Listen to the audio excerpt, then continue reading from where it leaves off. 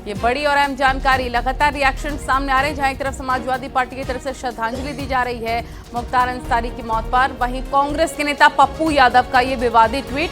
मुख्तार की मौत पर पप्पू यादव का ये ट्वीट, मुख्तार अंसारी की संस्थानिक मौत, मुख्तार की मौत विवादास्पद।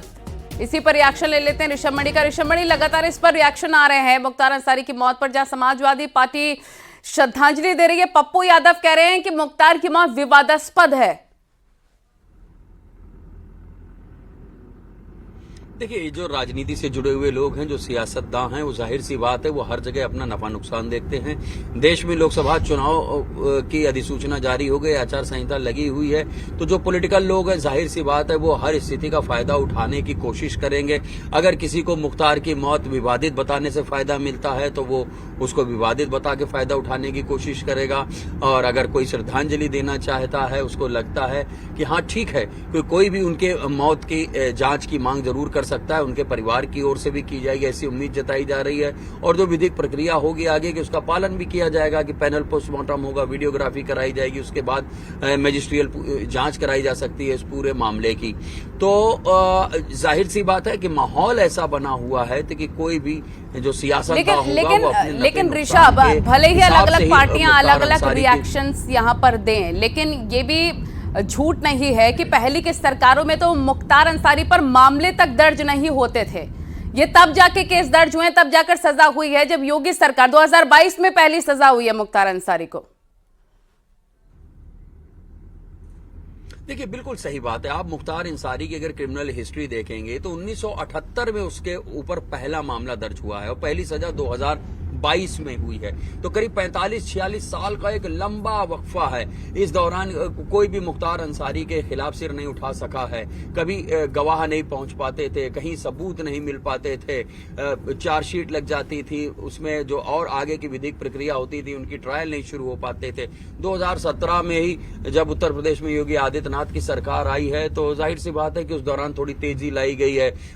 पुलिस और जो अभियोजन विभाग है उनके बीच में अच्छा सामंजस्य रहा।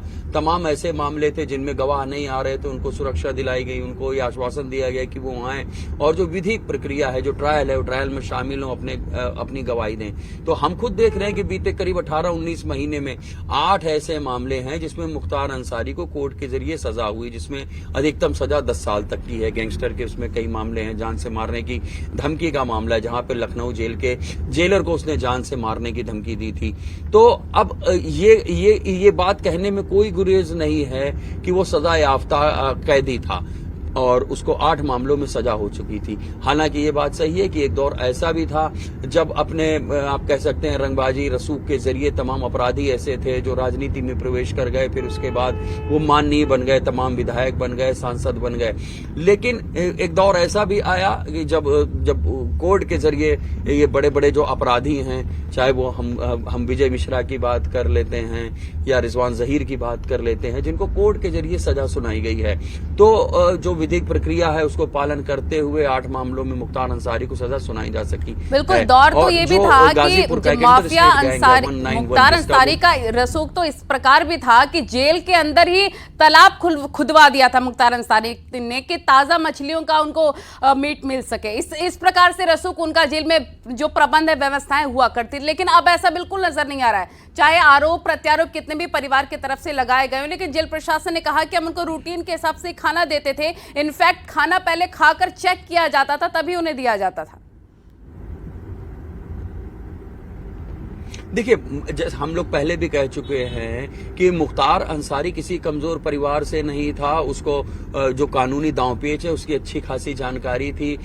हमने खुद वो दौर देखा है कि वो कैसे उत्तर प्रदेश से पंजाब की रोपड़ जेल चला गया और फिर रोपड़ जेल से लाने के लिए कितने पापड़ बेलने पड़े हैं उत्तर प्रदेश सरकार को, ये हमने खुद देखा है। सुप्रीम कोर्ट तक जब इस मामले को ले गए हैं, वहां भी उसकी ओर से तमाम मेडिकल दाखिल किए गए, तमाम जो कानून के जो प्रोसीजर्स हैं उनकी दुहाई वहां पर दी गई। एक लंबी लड़ाई के बाद रोपड़ जेल से उसको उत्तर प्रदेश लाना संभव हो सका है।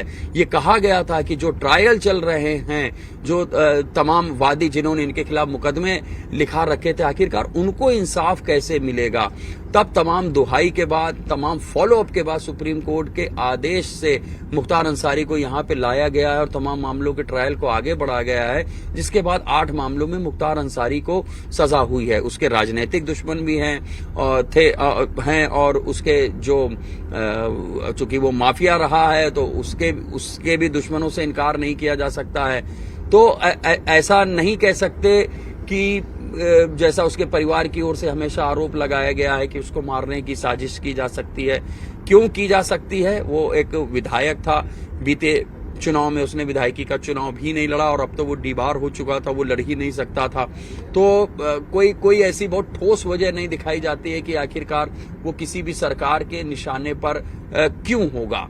लेकिन तमाम उसकी राजनीतिक वजहें भी हैं और उनके परिवार के जो लोग हैं उनके लिए भी कोर्ट में आगे फॉलो करने के लिए काफी सरल होता है कि किसी भी तरह से सरकार को, सिस्टम को घेरा जाए कि जेल के अंदर उसको निशाना बनाया जा रहा है। और ऐसा नहीं है कि ये 2017 के बाद ये मुकदमे मुख्तार अंसारी के ऊपर दर्ज हुए हैं। मुकदमे ये सब पहले की सरकारों में ही दर्ज हो चुके थे, हालांकि कोर्ट में उनका फॉलोअप नहीं हो पा रहा था। 2017 के बाद ये जरूर कहा जा सकता है कि कोर्ट में इन मुकदमों की पैरवी मजबूती से की गई है, जिसके चलते मुख्तार अंसारी को सजा मिली। अब चूंकि वो पॉलिटिकल व्यक्ति भी था, लिहाजा उनकी ओर से ये हमेशा आरोप लगाया जाता है कि उनको राजनीतिक कारणों की वजह से परेशान किया जा रहा है, फंसाया जा रहा है। लेकिन 8 मामलों में कोर्ट के जरिए ही मुख्तार अंसारी को सजा मिल चुकी थी। बिल्कुल, आपके पास लौटेंगे। राजीव भी हमारे सहयोगी लगातार जुड़े हुए हैं। राजीव, रोपड़ जेल से पंजाब की सीधे बांदा शिफ्ट किया गया मुख्तार अंसारी को, वो भी व्हील चेयर पर, और उसी के बाद जब भी पेशी के लिए आना होता था तो मुख्तार अंसारी व्हील चेयर पर ही आया करता था। और आज जो अचानक से खबर आई कि उसको हार्ट अटैक हो गया है, तो यही लग रहा था कि हर बार की तरह माफिया मुख्तार अंसारी एक बार फिर से जेल ना जाने का बहाना बना रहा है। अब देखिए, यकीनन न्यूज़ 18 की टीम ने तब भी पंजाब के रोपड़ जेल से जब मुख्तार अंसारी को बांदा जेल लाया गया था, तब भी न्यूज़ 18 की टीम पूरे रास्ते उसको फॉलो करते हुए बांदा जेल तक पहुंची थी और उस दौरान हर एक अपडेट दिखाया था। आज भी मुख्तार अंसारी, जैसे 2 दिनों पहले वो जब मेडिकल कॉलेज पहुंचा था तब उसको थोड़ी गैस्ट्रो की प्रॉब्लम थी, लेकिन उसके बाद उनके परिजनों का यही मांग थी कि उनको एम्स दिल्ली में शिफ्ट किया जाए, जबकि उत्तर प्रदेश की राजधानी लखनऊ समेत तमाम ऐसे बड़े हॉस्पिटल है जहां पर इलाज संभव था। लेकिन आज अचानक से हार्ट अटैक हुआ है और हार्ट अटैक किसी को भी पड़ सकता है, इसमें कोई उम्र और एज का बाउंडेशन नहीं रहा है, जिसके चलते ही ये स्थिति बुरी हुई और लाख कोशिशों के बावजूद मुख्तार अंसारी को नहीं बचाया जा सका है। लेकिन मुख्तार अंसारी का पूर्वांचल में एक वक्त था जब दबदबा रहता था, चाहे पॉलिटिकल पार्टी हो या फिर यूं कहें कि जेल में रहने के दौरान भी वो पूरी शासन सत्ता और अपने क्षेत्र का पुलिस प्रशासन की हर एक्टिविटी को कंट्रोल करते थे। जैसा कि आपने जिक्र किया था कि जेल में उन्होंने तालाब तक खुदवा दिया था फ्रेश मछली खाने के लिए। उस वक्त भी तमाम ऐसे अफसर थे जो मऊ, गाजीपुर और इन जिलों में जहां पर प्रभाव था वहां पर एसपी रहे, आज वो एडीजी हैं, डीजी हैं। उस वक्त उनके भी हिम्मत उनके खिलाफ कार्रवाई करने की नहीं पड़ती थी क्योंकि उनको राजनीतिक संरक्षण था। आज 2017 के बाद जब मुख्यमंत्री योगी आदित्यनाथ ने उत्तर प्रदेश के मुख्यमंत्री पद की शपथ ली, उसके बाद से उन्होंने ये क्लियर किया कि किसी भी कीमत पर किसी भी अपराधी को बख्शा नहीं जाएगा। और यही कारण है कि 2017 के बाद जो योगी सरकार ने एक नया फार्मूला शुरू किया कि न सिर्फ संबंधित माफिया के खिलाफ कार्रवाई की जाएगी बल्कि उसको संरक्षण देने वाले उसके हर एक करीबी के घर पर भी बुलडोजर चलेगा। और यही कारण है कि एक बीते कई सालों में योगी सरकार में मुख्तार अंसारी हो या अतीक अशरफ हो, इनके साम्राज्य को नष्ट किया गया, बर्बाद किया गया है। लेकिन उसके बावजूद अभी भी इनके कई ऐसे कॉन्टेक्ट्स रहते थे जिनके आधार पर ये विभिन्न राजनीतिक दलों में अपनी मजबूत पकड़ रखते थे। यही कारण है कि चाहे वो सपा हो या बसपा हो या फिर जो अन्य दल हो, वहां से मुख्तार अंसारी न सिर्फ विधायक रहा बल्कि आप कह सकते हैं कि पूर्वांचल की सत्ता को वो चलाता रहा है। और यही कारण है कि एक लंबे समय बाद जो अब हश्र हुआ है उसको देखकर लोग डरे भी हुए हैं, सहमे भी हुए हैं। यहां तक कि मुख्तार अंसारी की फैमिली को भी ये डर था कि ये सरकार बख्शेगी नहीं और वो लगातार इस तरह के आरोप लगाते थे कि मुख्तार अंसारी का जेल में उत्पीड़न किया जा रहा है, स्लो पॉइजन दिया जा रहा है। लेकिन अगर स्लो पॉइजन की बात सही होती तो इतना वक्त भी नहीं लगता। आज मैं आपके पास लौटूंगी, हर एक डिटेल जो क्राइम कुंडली है माफिया मुख्तार अंसारी की वो खंगाली अब जा रही है। मैं आपके पास लौटूंगी। बांदा से अभिषेक हमारे सहयोगी ने एक रिपोर्ट भेजी है, पहले वो अपने दर्शकों को दिखाते हैं। बंद पूर्वांचल के माफिया डॉन मुख्तार अंसारी की हृदय गति रुकने से मौत हो गई है। इस समय हम खड़े हैं बांदा के मेडिकल कॉलेज में, जहां आप मेरे पीछे देख सकते हैं कि मुख्तार अंसारी की तबीयत बिगड़ने के बाद यहीं बांदा के मेडिकल कॉलेज में भर्ती कराया गया था, जहां पर इलाज के दौरान हृदय गति रुकने से उसकी मौत हो गई है। मौत की पुष्टि होते ही लोगों का जमावड़ा लगना शुरू हो गया है और पुलिस प्रशासन ने भी बड़ी फोर्स यहां पर मेडिकल कॉलेज में तैनात कर दिया है और जिला अधिकारी, पुलिस अधीक्षक सहित डीआईजी और कमिश्नर भी बांदा के मेडिकल कॉलेज पहुंच चुके हैं। जो आगे की प्रक्रिया है मुख्तार अंसारी के पोस्टमार्टम कराने की, उसके परिजनों का इंतजार किया जा रहा है। अब से कुछ ही घंटे बाद मुख्तार अंसारी के जो परिजन है वह बांदा के मेडिकल कॉलेज पहुंचेंगे। इसके बाद ही उसके पोस्टमार्टम की आगे की जो प्रक्रिया है बढ़ाई जाएगी। फिलहाल मुख्तार अंसारी की मौत की खबर के बाद यहाँ पर लोगों का जमावड़ा लग रहा है। पुलिस प्रशासन ने भी चप्पे चप्पे पर पुलिस की तैनाती कर दी है और पूरे मामले पर निगरानी बरते हुए है। बांदा से अखिलेश सोनकर, न्यूज़ 18।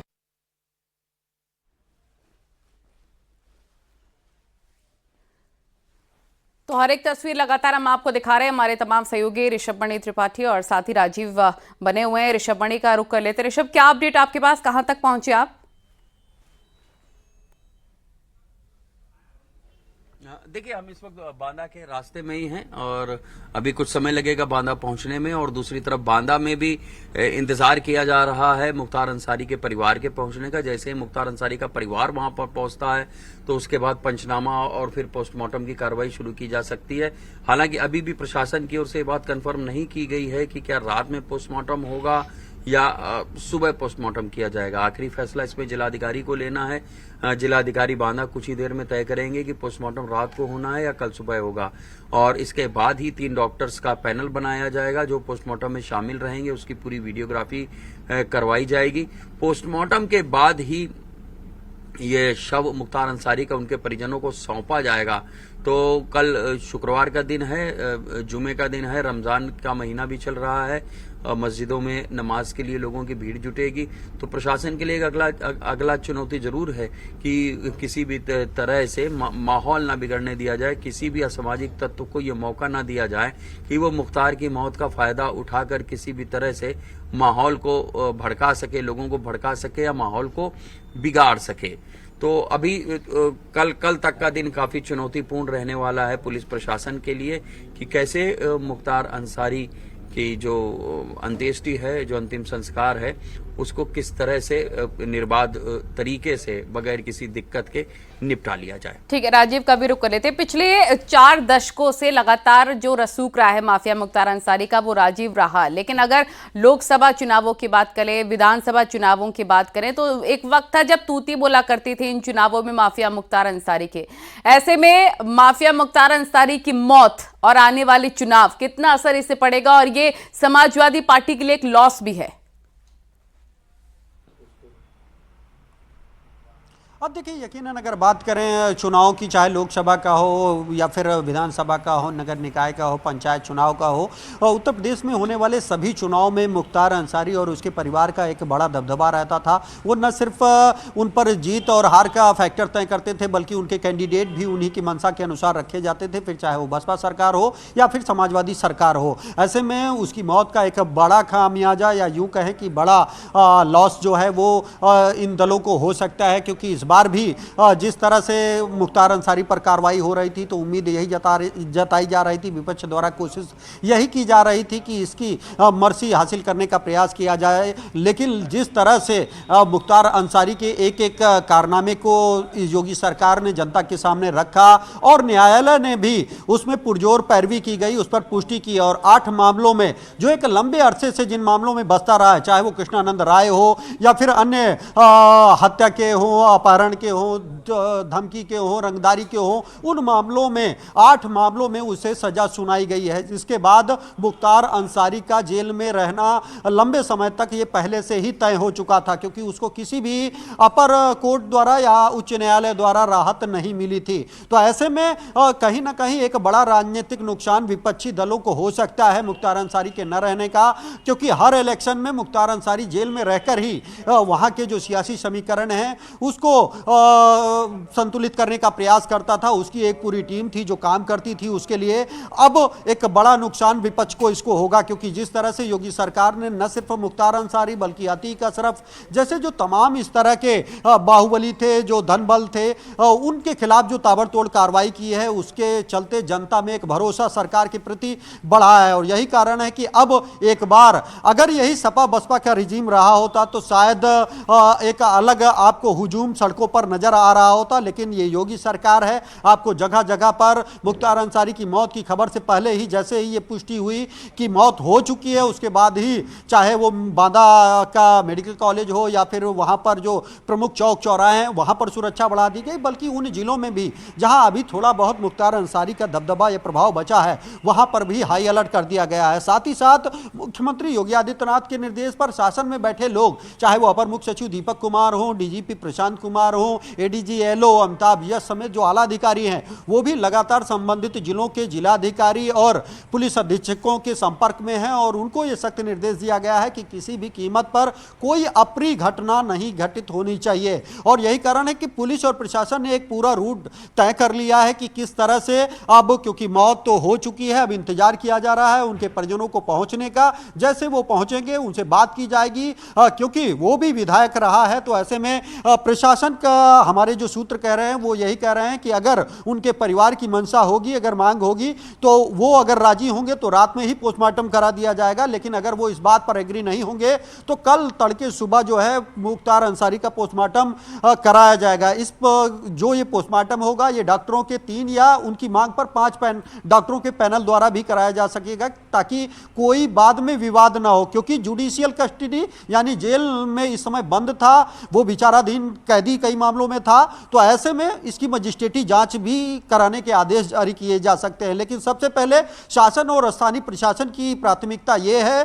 कि जल्द से जल्द उनके परिजन जैसे पहुंचेंगे तो पंचनामे की जो कार्रवाई है उसको पूरा किया जाएगा और फिर जो सहमति बनेगी, रात में अगर बात होगी तो रात में या फिर तड़के सुबह मुख्तार अंसारी का पोस्टमार्टम कराया जाएगा और फिर कड़ी सुरक्षा व्यवस्था में बांदा से लेकर गाजीपुर तक, जहां पर उनका पैतृक निवास है, वहां तक उनके शव को कड़ी सुरक्षा व्यवस्था में भेजा जाएगा और उनके परिजनों को सौंप कर, और तीनों जिलों में चाहे मऊ हो, गाजीपुर हो या फिर आजमगढ़ हो, और वहां पर भारी संख्या में पुलिस फोर्स पहले से ही चुनाव की दृष्टि से मिला हुआ है। वहां पर कल जुम्मे की नमाज होने के कारण सड़कों पर गश्त करते हुए नजर आएंगे और कोशिश यही की जा रही है कि सोशल मीडिया पर भी पैनी नजर रखी जाए। रात भर सभी संबंधित अधिकारियों को एक्टिव रहने के निर्देश दिए गए हैं। कल शाम तक पहली प्राथमिकता है कि क्योंकि सबकी जिज्ञासा इस पर भी है राजीव, हार्ट अटैक के कारण हुई है। जी अब सबकी जिज्ञासा इस पर भी है कि अचानक से माफिया मुख्तार अंसारी को हार्ट अटैक आया कैसे, क्योंकि 2 दिन पहले उनकी तबीयत खराब होती है, उससे पहले उनको वॉशरूम जाने में दिक्कत हो रही थी, वॉशरूम जाने में दिक्कत हुई, फिर इलाज होता है तो हॉस्पिटल की तरफ से कहा गया कि वो अब पूरी तरीके से ठीक है, वो जा सकते हैं पूरा। अब उनको अचानक से हार्ट अटैक आ जाता है, उनको सीसीयू में भर्ती कराया जाता है।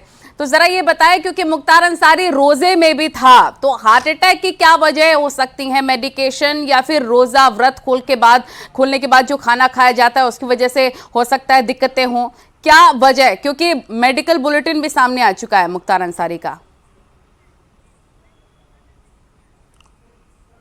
अब देखिए, मेडिकल बुलेटिन में कार्डियक अरेस्ट मौत का कारण बताया गया है और जैसा कि आप देखते हैं कि आजकल हार्ट अटैक की जो वजह है वो पता नहीं लगाई जा सकती है। कम एज के जो बच्चे हैं उनमें भी हार्ट अटैक से उनकी मौतें हो रही हैं, तो अब कोई एज फैक्टर नहीं रहा है। मुख्तार अंसारी की एज तो पहले से ही 63 साल थी। हालांकि जब 2 दिन पहले उनको एडमिट कराया गया था, जब उनको गैस्ट्रो की प्रॉब्लम थी, तब उनसे डॉक्टरों ने ये सजेस्ट किया था कि क्योंकि आप बीमार हैं थोड़ा बहुत, तो कहीं ना कहीं आपको रोज़ा नहीं रखना चाहिए, क्योंकि रोज़ा रमजान का ये पाक माह है और सुबह से शाम तक जो डाइट चार्ट होता है वो बिगड़ता है, जिससे किसी न किसी जो रोगी होते हैं उनकी सेहत पर बुरा असर पड़ता है। लेकिन डॉक्टरों के सजेशन के बावजूद मुख्तार अंसारी लगातार जेल में रोजे पर थे और आज शाम जब इफ्तार का वक्त हुआ उसी के बाद उनकी तबीयत अचानक से बिगड़ी, जिसकी सूचना पर तत्काल उनको मेडिकल कॉलेज में एडमिट कराया गया, जहां लाख कोशिशों के बावजूद उन्हें बचाया नहीं जा सका है। तो ऐसे में हार्ट अटैक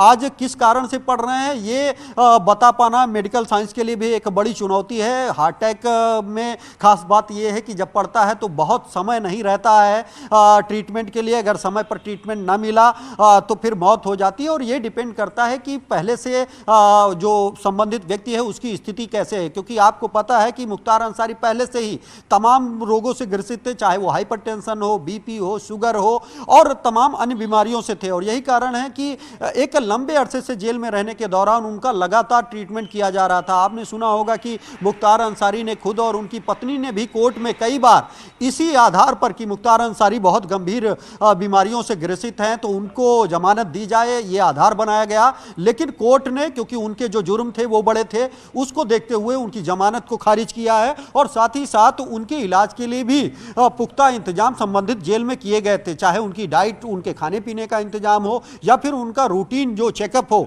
वो रेगुलर किया जाता था। और जब कभी भी कोई दिक्कत होती थी तो तत्काल अगर जेल प्रशासन के डॉक्टरों के स्तर की बात होती थी तो उनके स्तर से ट्रीटमेंट होता था या फिर संबंधित बड़े अस्पताल में कराया जाता था, चाहे वो मेडिकल कॉलेज हो या पीजीआई तक में मुख्तार अंसारी का इलाज कराया गया है। तो कुल मिलाकर पूरी कोशिश आज भी की गई थी। हार्ट अटैक की सूचना मिलने पर तत्काल उनको फर्स्ट एड मुहैया कराया गया, डॉक्टरों ने जांच की और उन्हें मेडिकल कॉलेज में एडमिट कराया गया। लेकिन वो heart attack major heart attack था और यही कारण था कि उन्हें बचाया नहीं जा सका है। और यह तय माना जा रहा था कि जिस तरह से आपने देखा कि करीब 60 मुकदमे दर्ज हैं मुख्तार अंसारी के खिलाफ, चाहे वो हत्या हो, हत्या का प्रयास हो, अपहरण हो, रंगदारी हो, जैसे जघन्य अपराधों में। इस मामलों में 8 में वो सजा याफ्ता हो चुके थे, यानी कोर्ट ने उन्हें सजा दे दी थी। गैंगस्टर के एक मामले में 10 साल की सजा सुनाई गई थी, जिससे यह तय हो गया था कि अब Mukhtar Ansari lifetime jail से बाहर नहीं आ सकेगा।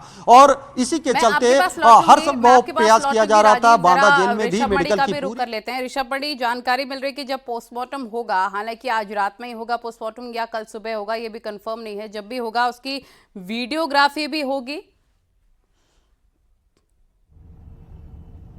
जी हाँ, बिल्कुल। देखिए, ये एक एसओपी है कि इस तरह का जो हाई प्रोफाइल मामला होता है इसमें पैनल से पोस्टमार्टम कराया जाए, ताकि इस बात की गुंजाइश ना हो कि किसी भी पोस्टमार्टम करने वाले डॉक्टर को प्रभावित किया जा सकता है। 3 डॉक्टर्स का पैनल पोस्टमार्टम करेगा, अभी जो जानकारी हमें सोर्सेस से मिल रही है। ये इसलिए किया जाता है ताकि किसी डॉक्टर को प्रभावित ना किया जा सके। वीडियोग्राफी भी करवाई जाती है कि कल को अगर कोई इस पोस्टमार्टम को चैलेंज करता है किसी कोर्ट में तो ये वीडियोग्राफी वहां पर एक अहम सबूत बन सकती है कि तमाम प्रोसीजर को किस तरह से फॉलो किया गया है। क्योंकि जुडिशियल कस्टडी में मुख्तार अंसारी था, वो जेल में बंद था, लिहाजा इस बात की पूरी संभावना है कि उसकी मौत की मजिस्ट्रियल जांच भी करवाई जाए। वो पॉलिटिकल व्यक्ति भी था। अब देखना यही होगा कि जो तमाम और पॉलिटिकल पार्टीज हैं उनका क्या रुख होता है मुख्तार अंसारी की मौत पर। तमाम लोग हैं कि उसकी मौत के राजनीतिक लाभ लेने की भी कोशिश करेंगे। अफजाल अंसारी, उनके भाई जो खुद गाजीपुर से समाजवादी पार्टी के प्रत्याशी हैं और वो पिछला चुनाव जीते थे, वो सांसद भी थे। उनका बेटा अब्बास अंसारी, वो खुद सुभाषपा से विधायक है, हालांकि इस वक्त वो कासगंज जेल में बंद है। उनका भतीजा मन्नू अंसारी, वो भी समाजवादी पार्टी से विधायक है। तो अब ये देखना होगा कि उनके जो राजनीतिक पृष्ठभूमि से जुड़े हुए लोग हैं वो किस तरह से मुख्तार अंसारी के साथ रहते हैं और मुख्तार अंसारी की मौत पर उनका क्या रुख होता है। पुलिस प्रशासन की अगर बात कर लें तो उनके लिए जरूर चुनौतीपूर्ण होगा कि यहाँ पर सकुशल पोस्टमार्टम निपटाया जाए और फिर उसके बाद शव को उनके घर गाजीपुर पहुंचाया जाए। क्योंकि सबसे पहले अफजाल अंसारी मिलने पहुंचे थे माफिया मुख्तार अंसारी से, जब